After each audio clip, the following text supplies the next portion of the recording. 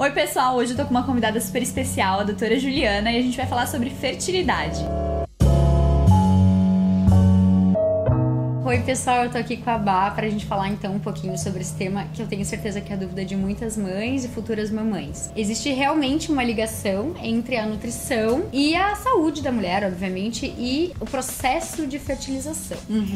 Bá, eu acho que esse tema é super importante, mesmo sendo pediatra, tendo várias mães que estão tentando engravidar ou que já engravidaram então no início da gravidez, mas muitas que estão tentando engravidar e que às vezes têm uma certa dificuldade, já estão tentando há 6 meses, 1 ano, 1 ano e meio, 2 anos, elas acabam procurando os especialistas na área de fertilização e mesmo assim não identificam nenhum problema a princípio nesse nicho e tem uma dificuldade persistente mesmo com exames hormonais e anatômicos do sistema reprodutor normais. Então eu queria que você nos contasse um pouquinho que na verdade o corpo humano é muito mais do que hormônio, muito mais do que anatomia do sistema reprodutor. A nossa máquina funciona toda interligada, né, Bá? Sim, e o que eu vejo muito agora falando dessas complicações de fertilidade, Ju, é que muitas vezes as pessoas procuram uma solução pra tratar algum problema de fertilidade no médico que tem, claro, mas só aquilo. Então, e esperam muito que aquela pílula mágica, aquele tratamento seja mágico e deu. E a gente tem que fazer a nossa parte. Por quê? Porque quando a gente pensa em fertilidade, a gente pensa em saúde de órgãos sexuais, enfim. E pra isso tá legal, tá em dia, a nutrição ela é essencial. A gente precisa ter um terreno biológico. Vamos tentar fazer uma analogia com uma planta que quer crescer, né? Eu sempre falo,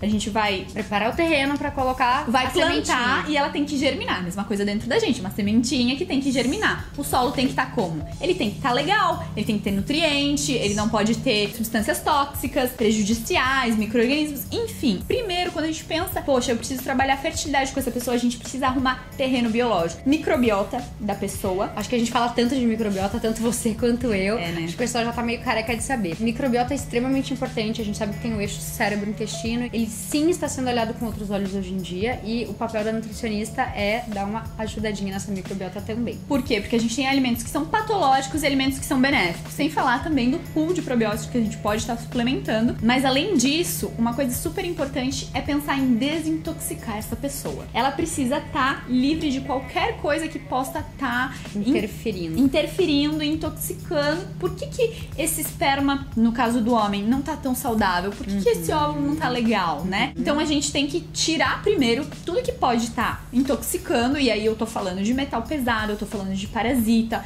eu tô falando de substâncias químicas que o nosso corpo não reconhece, e pra isso a gente precisa limpar a alimentação.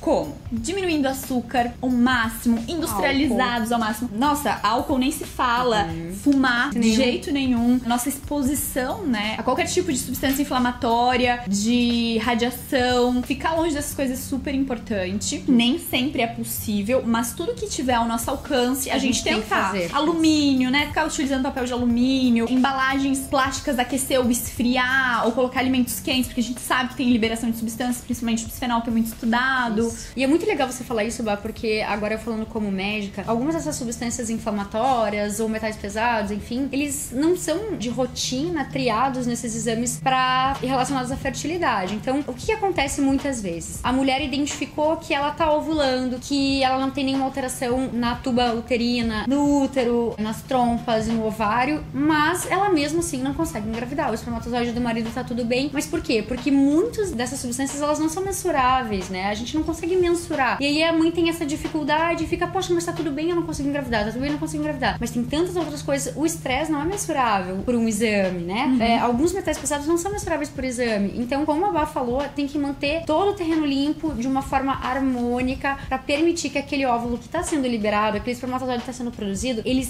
sejam fecundados num ambiente limpo. Exatamente. E existem alguns alimentos que nos ajudam nas vias de desintoxicação. Nós temos 3 fases de desintoxicação e a gente tem alimentos específicos para estarem atuando nessas fases, né? E dentro disso, o que a gente poderia estar dando de dica geral, né? Para as pessoas aí que estão talvez com problema de fertilidade ou estão pensando em ter filhos, apostarem. Brássicas são ricas em glicosinolatos. Então, o que são as brássicas? Couve-flor, brócolis, rúcula, agrião, couve de bruxelas. Eu sempre passo para paciente meu porque é realmente muito legal na desintoxicação, pensando em desintoxicação. A gente tem as algas também que ajudam muito. Então, a gente tem clorela, espirulina, até aquela alga nori de sushi, que dá pra gente tá comprando e fazendo algumas receitinhas em casa, que é Não super só legal. cápsula, né? Que as pessoas às vezes pensam que suplementação, corrigir terreno é só com algo que seja manipulado ou mesmo fabricado por laboratório. Não, a gente consegue fazer isso no dia a dia, né? Com certeza, a suplementação é super legal, principalmente em casos onde já tem um problema instalado, mas pra prevenção a gente consegue muita coisa com alimentação, né? Principalmente uma alimentação limpa, orgânica. Gente, quem tá com problema de fertilidade, por favor, se tem uma coisa que é necessário vocês priorizarem e talvez investirem um pouco mais, são em orgânicos. Por quê? Se a gente tá querendo tirar Pesado e tudo que é inflamatório, agrotóxico, é veneno, né? Então, realmente faz uma grande diferença vocês estarem apostando em alimentos orgânicos, né? Perfeito. Pensando na questão do homem também. Homem que tem essa cultura mais de comer mais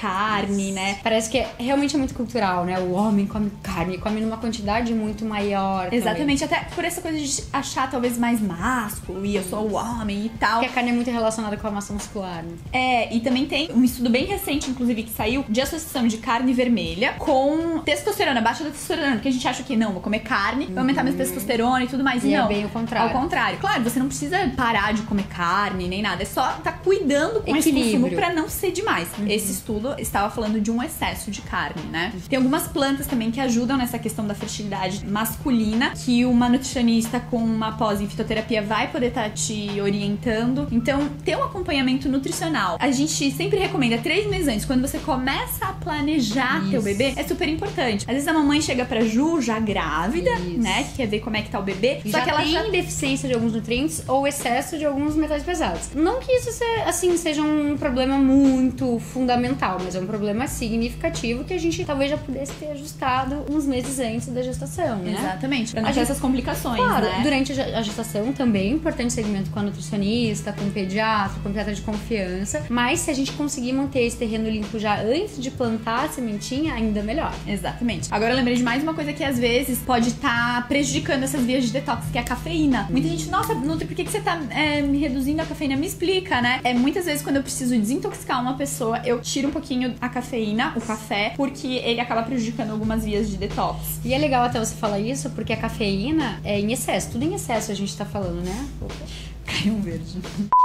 A cafeína em excesso, né? A gente tá falando de alguns alimentos em excesso, como você falou da carne, tá falando da cafeína. Ela também, às vezes, tá tentando suprir uma deficiência de neurotransmissor, né? A pessoa tá consumindo a mais porque já há um desequilíbrio. Exatamente. Então, com certeza, você tira e assim a gente também consegue ver outros sintomas envolvidos com deficiências ou excesso de alguns neurotransmissores. Exatamente. Então, assim, né, Ju, acho que pra gente terminar, a grande dica é: invista em alimentos anti-inflamatórios, muitas frutas, verduras, açafrão da terra, comida de verdade, orgânica. Fique o mais longe possível de agrotóxicos, pesticidas, metais pesados que você possa estar ingerindo. Claro que a gente tá sempre se intoxicando, mas tudo que a gente puder cuidar é super importante pra saúde da sua fertilização. Reduzir álcool, reduzir cafeína e ter bons hábitos, né? A gente falou aqui só de alimentação, mas lembrar que a atividade física libera vários hormônios do bem e eles estão relacionados também com o planejamento desse terreno aí. Completamente. E cuidar com o estresse, gente. Pessoa estressada pra ter filho não vai conseguir. Tem que modular esse estresse, relaxar e gozar. A Gelô.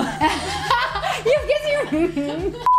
Espero que vocês tenham gostado. Se vocês têm mais dúvidas, coloca aqui embaixo. Quem sabe a gente pode gravar um vídeo especificando algumas outras coisas, porque é um assunto muito abrangente. E que eu tenho certeza que muita gente tem dúvida. Certo, pessoal? Um super beijo. Tchau, tchau. Mais.